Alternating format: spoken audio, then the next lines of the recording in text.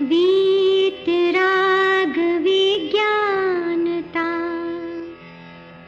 शिव स्वरूप शिवकार,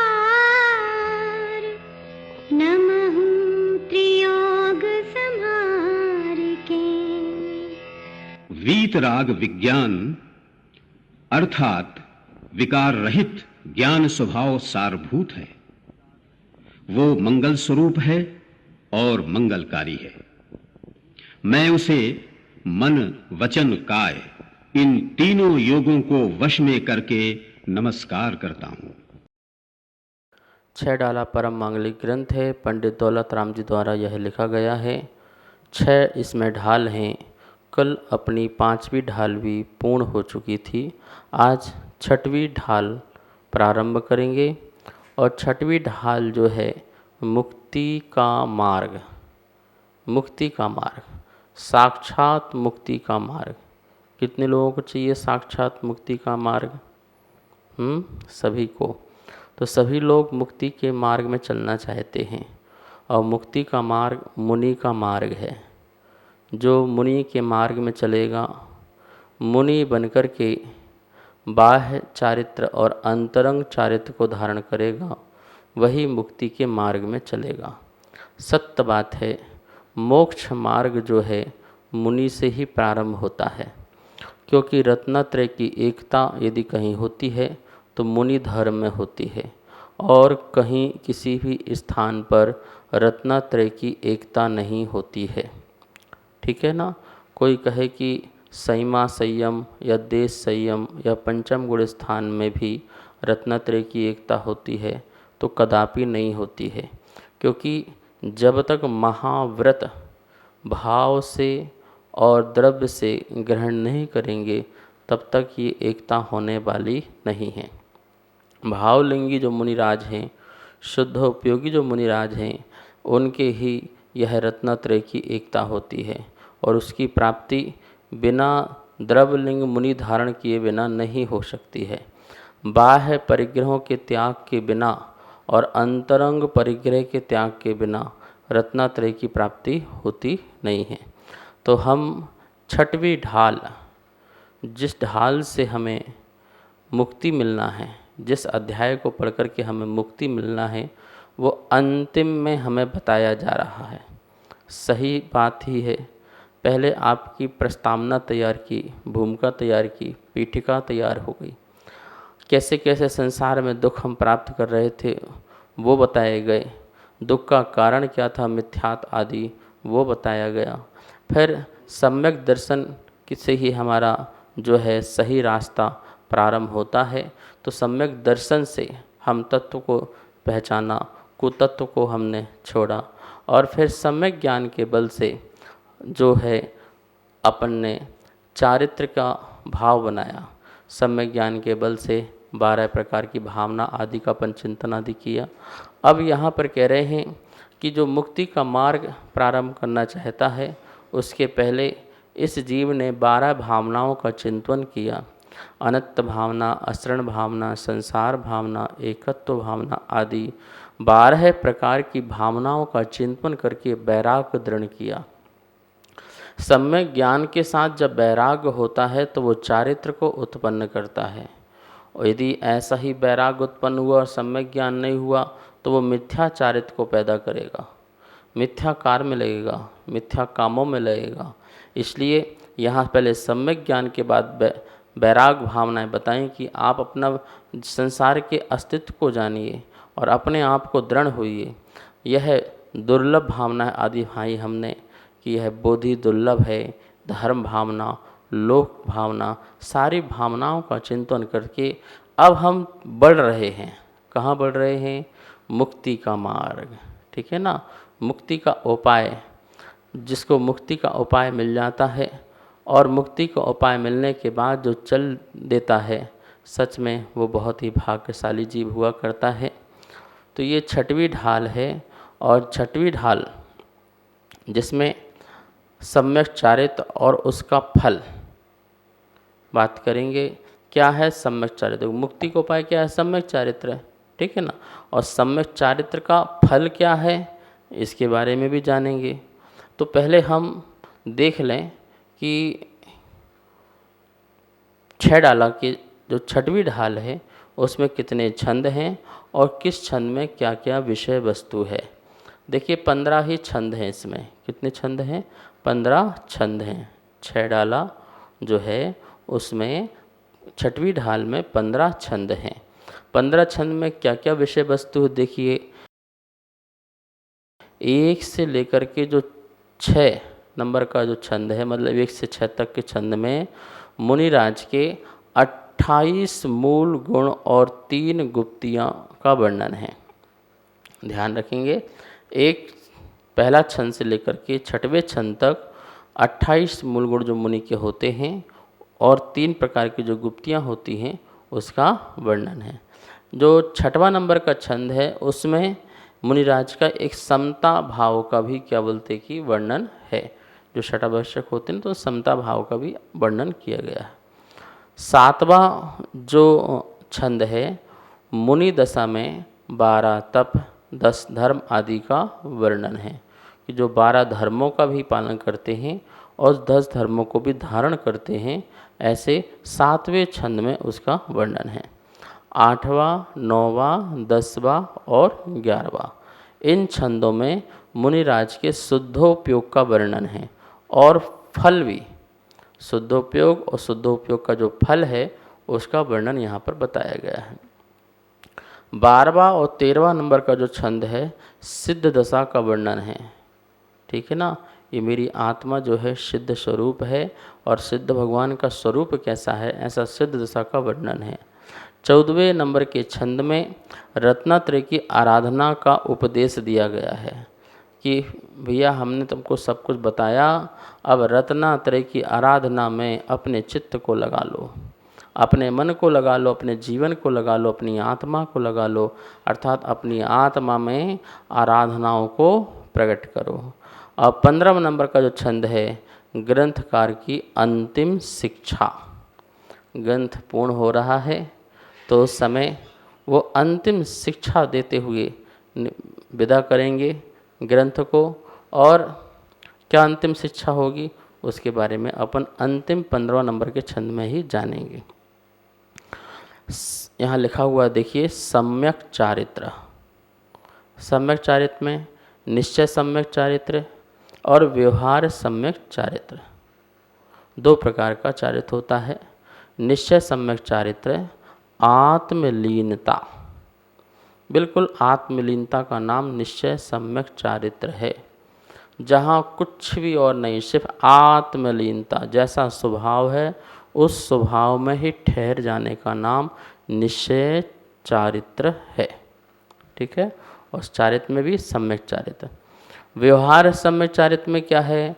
व्रत हैं, समिति है, गुप्ती है। 5 व्रत, 5 समिति और 3 गुप्ती, ये 13 प्रकार का जो चारित्र है व्यवहार चारित्र है। 13 प्रकार का चारित्र। मुनिराज कितने प्रकार का चारित्र का पालन करते हैं? 13 प्रकार का चारित्र का पालन करते हैं। 5 व्रत, 5 समिति और 3 गुप्ती। ठीक है ना, वैसे तो 28 प्रकार का है ही है, लेकिन यदि कुछ शॉर्ट में पूछे तो सब जगह सभी शास्त्रों में 13 प्रकार का चारित्र। तो 13 प्रकार के चारित्र के मार्ग में चलते हैं, इसलिए जो दिगंबर जैन साधु हैं वो 13 पंथ वाले कहलाते हैं। जो श्रावक है वो 20 प्रकार के चारित्र को धारण करता है। 8 जो है मूल गुण, 5 उदंबर और 3 मकार का त्याग, ये 5 जो 8 अष्टमूल गुण और 12 व्रत, 5 अणुव्रत, 3 गुणव्रत और 4 शिक्षा व्रत, इस प्रकार से 12 है ये व्रत। तो 12 और 8 कितने हो गए? 20। तो 20 प्रकार के व्रतों का आचरण पालन करता है श्रावक, इसलिए वह 20 पंथ के मार्ग में चलता है। तो यहाँ निश्चय सम्यक चारित्र और व्यवहार सम्यक चारित्र की बात बताई। लिखा है अहिंसा, सत्य, आचौर्य, ब्रह्मचर्य महाव्रत के लक्षण। अब जो छंद आ रहा है पहला छंद, उस छंद में क्या बताएंगे? जो आपने कहा 5 व्रत हैं, 5 व्रत हैं, तो 5 व्रत कौन होते हैं? अहिंसा, सत्य, आचौर, ब्रह्मचर्य और अपरिग्रह, ये होते हैं। यहाँ पर छंद में, पहले छंद में अहिंसा, सत्य, आचौर, ब्रह्मचर्य, महाव्रत के लक्षण बता रहे हैं। ठीक है ना।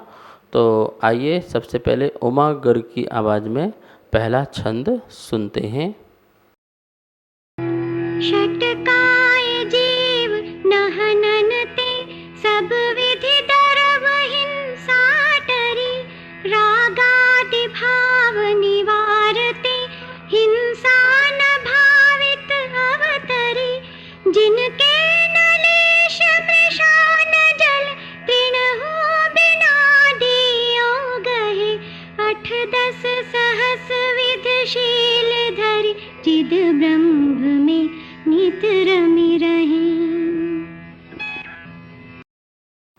छंद इतना प्यारा है और जब आप उमा गर्ग की आवाज़ में सुनते हैं तो आपको बहुत अच्छा लगता होगा, क्योंकि बहुत सुंदर तरीके से आचार्य विद्यानंद महाराज जी ने उमा गर्ग से गवाया था और बहुत मेहनत की थी। देखिए अपनी भाषा में अपन गाते हैं इसको।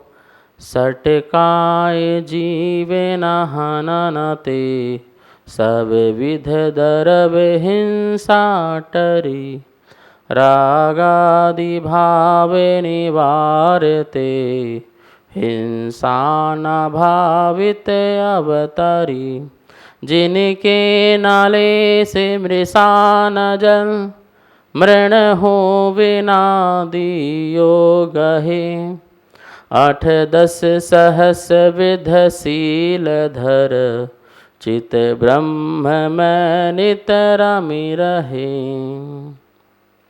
ये छंद है और इसको आप याद कर लेना। अब छंद के एक एक शब्द का अर्थ पहले देखते हैं। सट काय, सट मतलब 6, काय मतलब काय, जीव जीव, सट काय के जीवों को। ठीक है, सट काय जीव कौन से कहलाते हैं? 5 स्थावर और 1 तरस, इनकी जो शरीर धारण की हुई जीव हैं। तो सट काय के जीवों को ना हननतई, जो घात न करने के भाव से, ना हननतई घात न करने के भाव से सब विध सब प्रकार से दरव हिंसा टरी, सब प्रकार से दरव हिंसा द्रव्य हिंसा को टरी टारता है अर्थात हटाता है, द्रव्य हिंसा नहीं करता है। ये तो हो गई द्रव्य हिंसा। रागादि भाव निवारते, और अंतरंग में जो राग द्वेष क्रोध मान माया लोभ जो भाव हैं उनको निवारते दूर करने से हिंसा न भावित, भाव हिंसा नहीं अवतरी नहीं होती है। जिसके राग द्वेष आदि भाव नहीं है तो अब कौन सी हिंसा नहीं होती है? भाव हिंसा नहीं होती है। तो द्रव्य हिंसा भी त्याग और भाव हिंसा का भी त्याग। ये जो हो गया अहिंसा महाव्रत हो गया। मतलब छंद की 2 लाइन में अहिंसा महाव्रत की चर्चा की। जिनके न लेश मृषा, जिनके न लेश किंचित भी, लेश मात्र भी किंचित भी मृषा झूठ नहीं है, तो क्या हो गए? ये सत्य महाव्रती हो गए। जिनके न लेश न जल, जो जल मृण, मृण मतलब मिट्टी, जल मतलब पानी, बिना दियो नहीं, बिना दिए नहीं लेते हैं, जो किंचित मात्र भी जल मिट्टी को भी बिना दिए नहीं ग्रहण करते हैं, ऐसा उनका आचौर्य महाव्रत हो गया। 8-10 सहस, 8-10 सहस 18,000 सील, विध मतलब प्रकार, 18,000 प्रकार के सील धर, जो शील को संयम को धारण करते हैं और चित ब्रह्म में नित रमि रहे, चित ब्रह्म में आत्म ब्रह्म में नित सदा रमि रहे, जो रमण करते हैं लीन रहते हैं, ऐसा वो ब्रह्मचर्य महाव्रत वाले कहलाते हैं। इस छंद के माध्यम से जो है 4 महाव्रतों की चर्चा की गई, अहिंसा, सत्य, अचौर और ब्रह्मचर्य। अहिंसा महाव्रत के बारे में बताया कि 2 प्रकार की हिंसा होती है, एक द्रव्य हिंसा होती है और एक भाव हिंसा होती है। द्रव्य हिंसा हमारी असावधानी के कारण, जब हमारी असावधानी चर्या होती है तो उसमें जो 1 इंद्री से लेकर के 5 इंद्री तक के जो जीव हैं, 1 इंद्री में पृथ्वी, जल, अग्नि, वायु, वनस्पति, स्थावर, ये 5, ठीक है ना। और त्रस काय में 2 इंद्री, 3 इंद्री, 4 इंद्री, 5 इंद्री। त्रस को 1 गिना, क्योंकि जीव के 2 ही भेद हैं, स्थावर और त्रस। तो स्थावर के 5, त्रस 1, ऐसा मिला के इसको 60 काय बनाया। तो 60 काय की जीव की जो प्रमाद से भी हिंसा नहीं करते, मतलब प्रमाद का त्याग करते हैं और वो सावधानी पूर्वक समिति का पालन करते हैं, जिससे किसी प्रकार की उनके द्वारा द्रव्य हिंसा ना हो। तो द्रव्य हिंसा को जिन्होंने टाल दिया है, मतलब उनकी चर्या बहुत ही सावधानी पूर्वक निभती है, ऐसे द्रव्य हिंसा से रहित और अंतरंग में किसी भी जीव के प्रति राग, द्वेष, क्रोध, मान, माया, लोभ ना होते हुए तो रागादि भावों का अभाव करते हैं, तो भाव हिंसा का भी क्या है, त्याग हो जाता है। तो द्रव्य हिंसा और भाव हिंसा दोनों का क्या करते हैं, त्याग करते हैं। तो उनका अहिंसा महाव्रत मुनिराज का होता है।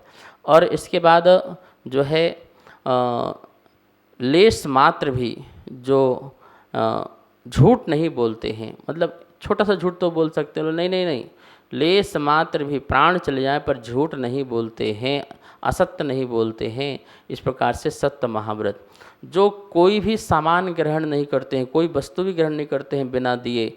कहाँ तक, जैसे जल है, मिट्टी है, इसको भी बिना दिए ग्रहण नहीं करते हैं, ऐसे महाव्रती होते हैं। बताइए, आपके खेत की मिट्टी कैसे ले लें? आपका पर्सनल कुआं हो या आपके पर्सनल का जो जल रखा हो, उससे जल कैसे ले लें? बोले नहीं, जिस मिट्टी और जल में किसी का अधिकार नहीं है, जैसे जंगलों की है और जो जंगलों की नदियां हैं, तो उसमें जिसमें अधिकार नहीं है वो ले सकते हैं, लेकिन जिसमें अधिकार है जल और मिट्टी का, वो मिट्टी भी ग्रहण नहीं करते। ऐसे वो कैसे होते हैं? अचौर महाव्रती होते हैं और 18,000 शीलों का जो पालन करते हैं, ऐसे ब्रह्मचर्य को धारण करने वाले होते हैं, ऐसे महाव्रती होते हैं। 4 महाव्रतों का इसमें वर्णन किया और भी शेष इसके विषय में समझाएंगे। समय हो चुका है, आइए माँ जनवाणी की स्तुति करते हैं। वाणी के ज्ञान ते सूझे लोकालोक, सोवाणी मस्तक नमो, सदा देत हूँ धोक, सदा देत हूँ धोक। इस कार्यक्रम के पुण्यार्जक थे श्री खंडेलवाल दिगंबर जैन मंदिर, राजा बाजार, कनॉट प्लेस, नई दिल्ली, एवं श्री खंडेलवाल दिगंबर जैन मंदिर, वैदवाड़ा, दिल्ली के अंतर्गत खंडेलवाल दिगंबर जैन पंचायत, दिल्ली। जिनेंद्र जैन नरपतिया अध्यक्ष, धीरज जैन कासलीवाल महामंत्री, विजय लोहाड़िया विक्की उपाध्यक्ष, गौरव पाटोदी मंत्री, विनोद पांड्या कोषाध्यक्ष।